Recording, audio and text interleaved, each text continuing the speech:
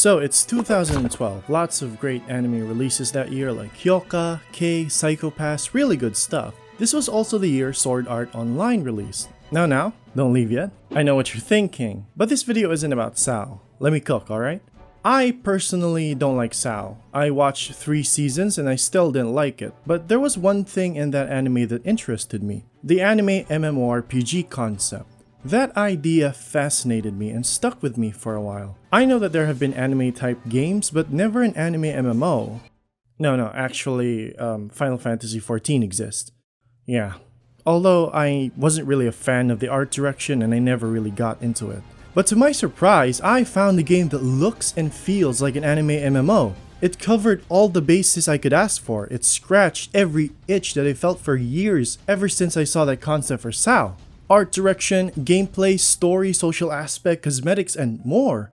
When I saw that trailer in 2019, I knew this was it. It was all that I've been waiting for. Wait, sorry, what was that? Huh? What game am I talking about? Well, it's...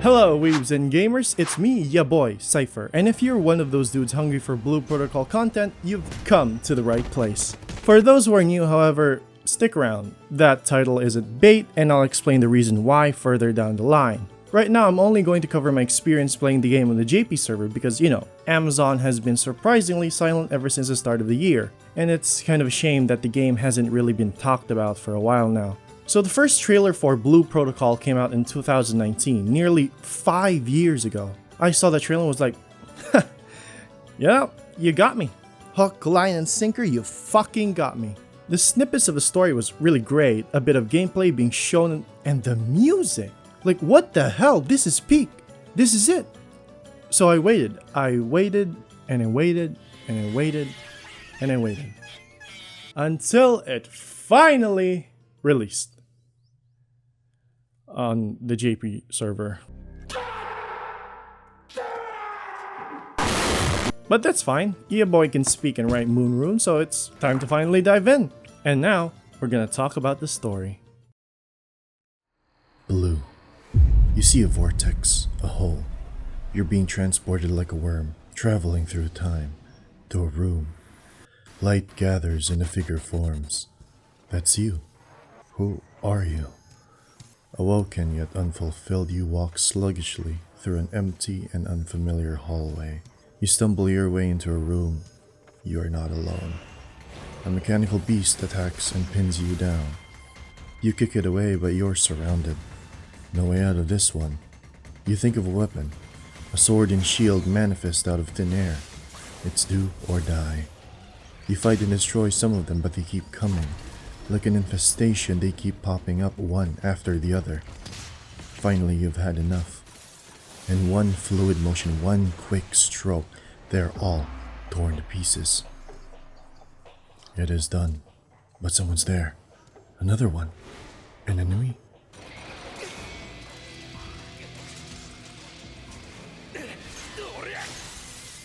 It's strong. But you're stronger.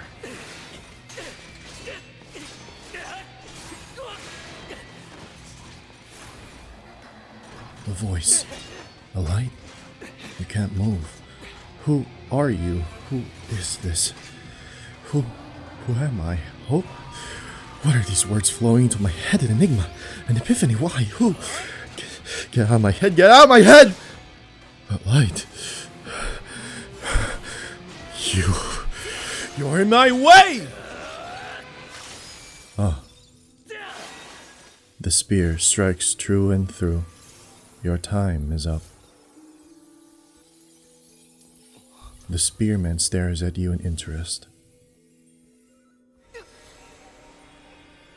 Light shines once more, a sign for things to come. And that, my friends, is the prologue. The story is genuinely interesting, although most of chapter 1 is just a tutorial for the in-game mechanics that I'll introduce to you later on. But past that is a very straightforward and sometimes complex story that is comprised of time and people who defy time. Although on the surface it's the usual anime trope of saving the entire world in its typical black and white mixture, if you keep following the events you'll soon realize that it's honestly very grey. Besides your main cast of characters, there are actually side characters and organizations that are doing what they think is best for themselves and for everyone involved. And honestly, it's pretty good. Although most of the time the format is comprised of the visual novel style, it's a mix of both, together with animated cutscenes, and I'm all here for it. The voice acting is also very well received, as with the usual JP voice actors. I always have a high praise for JP voice acting, and so, it's an instant 10 out of 10 for me. Oh, I mentioned time, didn't I? Well, time is a major factor into the story. Of course, I want to keep spoilers to a minimum, but time will be the central focus and will be an important aspect going forward. Overall, the story is very good and is genuinely worth your time. With that being said, it's time to dive into the gameplay.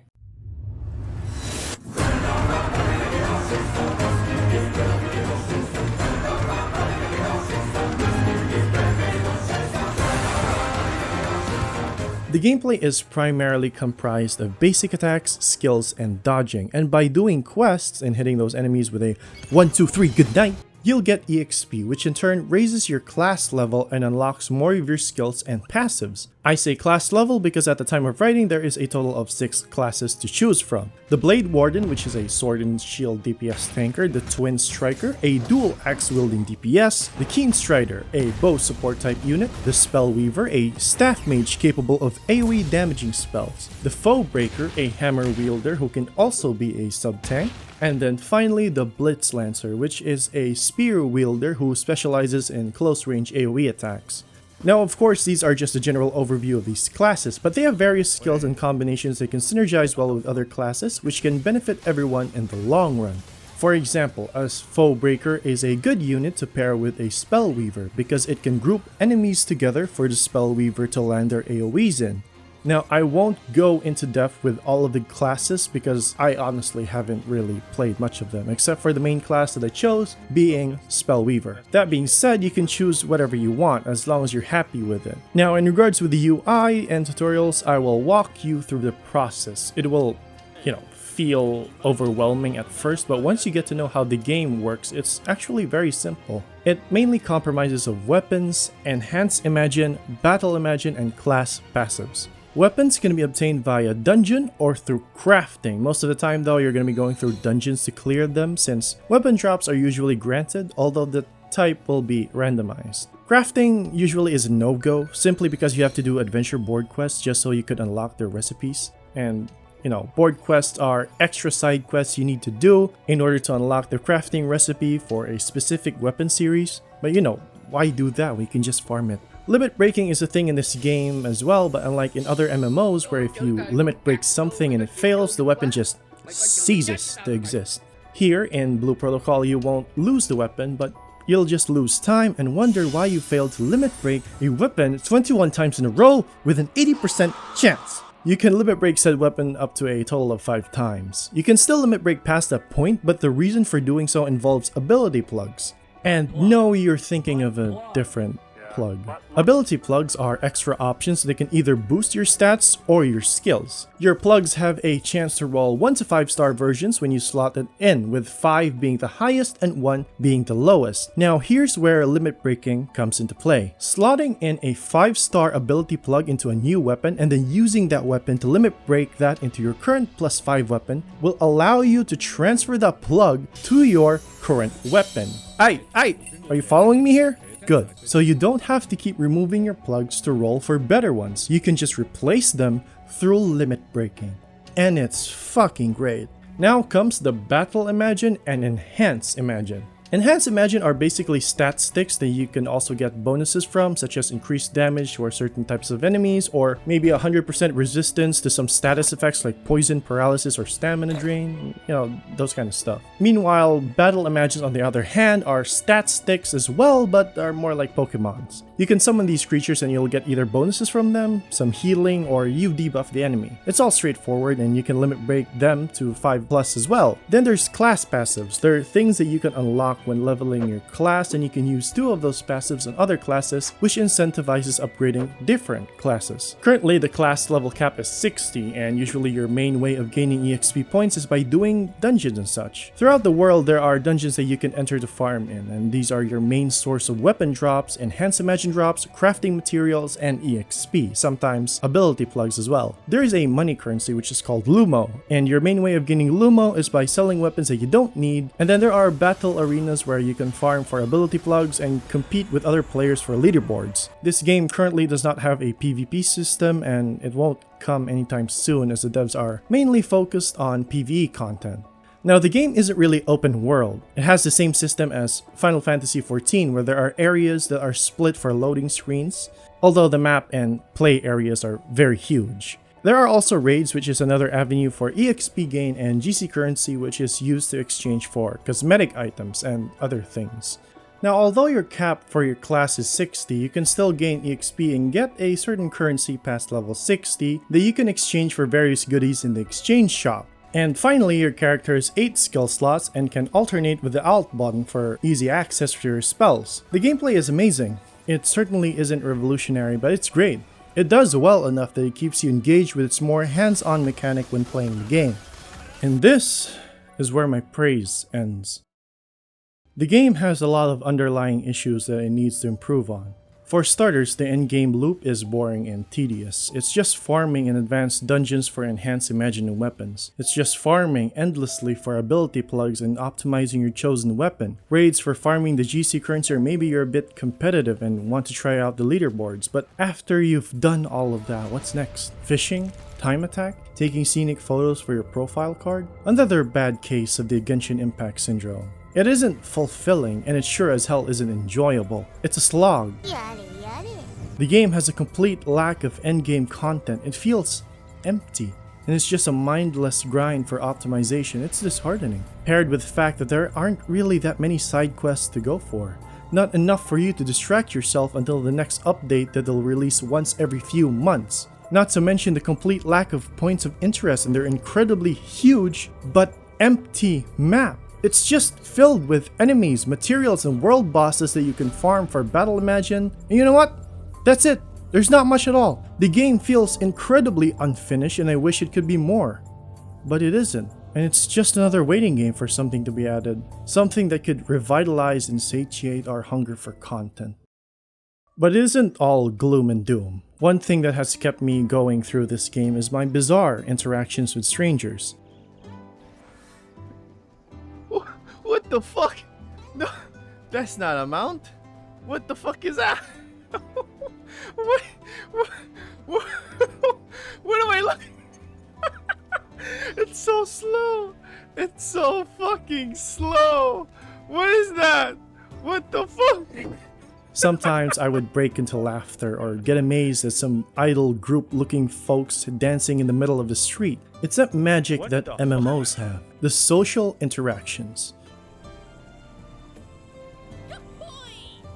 For reasons I will state later, I can't speak English or try to interact with other people simply because it's a risk. But if I do interact with them, it's just fun and wacky stuff that happens. I've never played an MMO except for Final Fantasy XIV for a few hours, but I've always wanted to interact with strangers online and possibly make friends with them because the process of doing so is enjoyable to me. And the crazy stories that you can tell honestly makes the payoff worth it. I know that there's not much social things that you can do right now, but these silent interactions through in-game gestures speaks a lot to me, and I wholeheartedly enjoy them. With that being said, let's move on to the next one.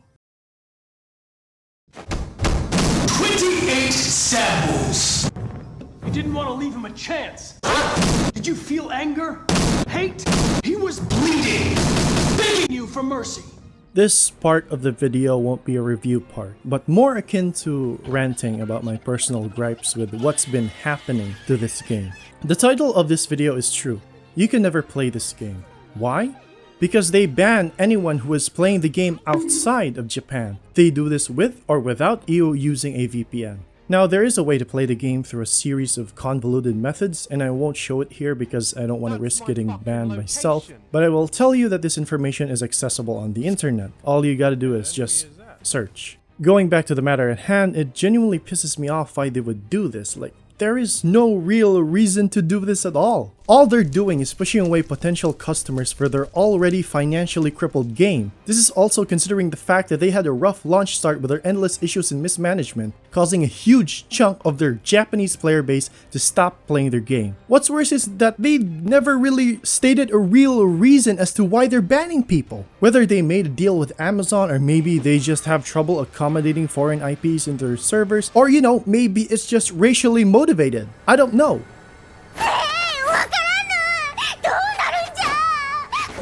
And it is in my eyes completely pointless to do any of this. Now, there is a global release for this game, and we've been told it would come out this year, but so far Amazon Games has been extremely silent, and it is incredibly concerning. I've heard from some sources that allegedly the people who are handling the Taiwanese version of the game has said that the reason why there haven't been any proper announcements at the start of the year is because Bandai Namco has been pressuring them not to release any statement. Personally, what I think of this situation, or would like to speculate, is that Bamco thinks that the game is unfinished, that it would reflect pretty badly on them if they release this game in its currently incomplete state. As a JP player, I can definitely feel that, and I understand why. And I know that giving out an announcement for delays will scare current and potential investors for the game. This is also considering the fact that a few days ago, as I'm writing this script, Bamco stocks have fallen down, and allegedly it was because of Blue Protocol. But I think it was just the JJK Cursed Clash that was a flop, and only a few people are playing this garbage game.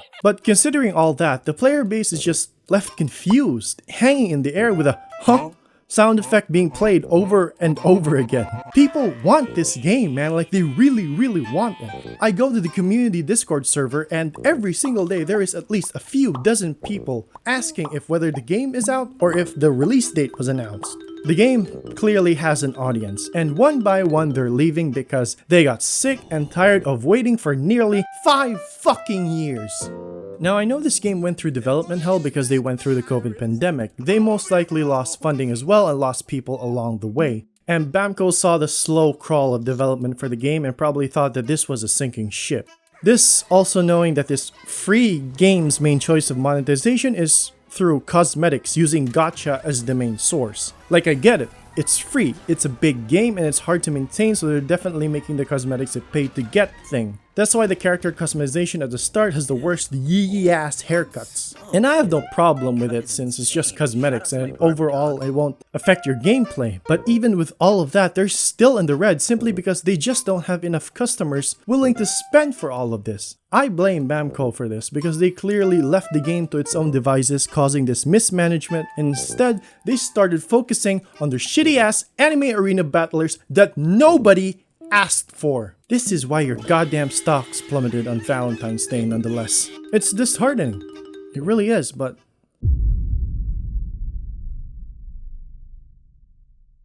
I know that all I'm doing is shouting into the void here. But this video is simply for me to vent out my frustrations on the game, and to an extent, the company responsible for handling it. But I love this game. Let's rewind a bit. Around August of 2020, I saw gameplay footage and trailer for Genshin Impact and thought to myself that this might scratch my itch for that anime MMO I was looking for. So I waited until its release on September 2020, and on release day I hurriedly downloaded the game, played it, and it was the best 3 days of my life. And then it stopped. It stopped being fun. I was confused. Was there something I was missing, or is there something that I had not done? No. I had done everything that I could in this game. I looked up news about it and saw that the update was going to be every 4 weeks and was even more confused. I wanted to play this game with my friends, and the multiplayer feature was just world exploring, picture taking, and doing material gathering. It was not what I expected this game to be. but I picked up my controller and continued. Every single day, playing that game for a year, burnout built up, until one day I snapped.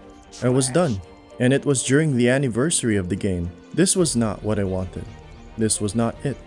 Blue Protocol, despite having the same issues Genshin Impact has, was something I still looked forward to, simply because of its multiplayer aspect, the social interactions that I praised a lot earlier. This was what Genshin was missing for me.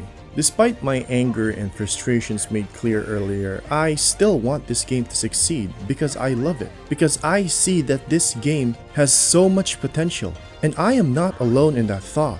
People see this game and they see a diamond in the rough, that with time and care, this game would become more than it is now, more than it will ever be. Bandai Namco does not see this. Their corporate, conservative, and single-minded drive for money and profit has blinded them, and it is unfortunate that there is nothing that I can do except wait. I am hopeful for the future. I know that most MMO launches at the start has always been rough. Final Fantasy XIV, for example, A Realm Reborn. And I know that things will get better with time. The main story of the game focuses on fighting for an already lost future, and that reflects very well in this situation. But you know what? I'll continue hoping for a chance of a better tomorrow.